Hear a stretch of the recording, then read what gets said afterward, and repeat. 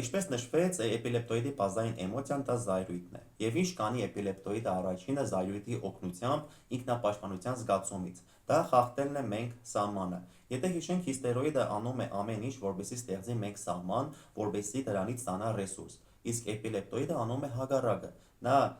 խախտում է այս սահմանը եւ ավելացնում հակադրումներ։ Ես, դու, մենք, նրանք, մենք, դուք, եւ ոչինչ ընդհանուր չի կարող լինել մեր միջև։ Այլ խոսքերով ասած, էպիլեպտոիդը ստեղծում է սահման, մենք նույն այրունից չենք, որը մենք անվանում ենք դիսոցիացիա։ Ինչ է դա։ Դա հոգեբանական պաշտպանական ռեակցիա է, որտեղ մարդը իր հետ կատարվածը ընկալում է,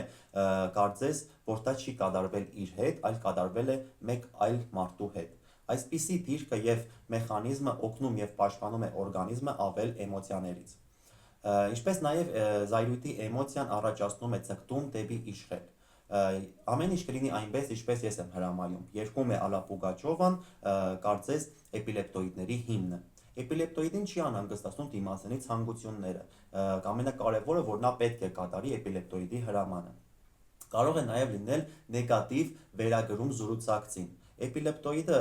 շատ վստահ եւ հավատացած է, որ նա հաշվարկում է մնացածի նեգատիվ քայլերը, պլանները, գաղափարները իր դեմ։ Եվ դրա համար է, որ էպիլեպտոիդի աչքերում բոլոր մարդիկ վատն են եւ ոչ adekvat։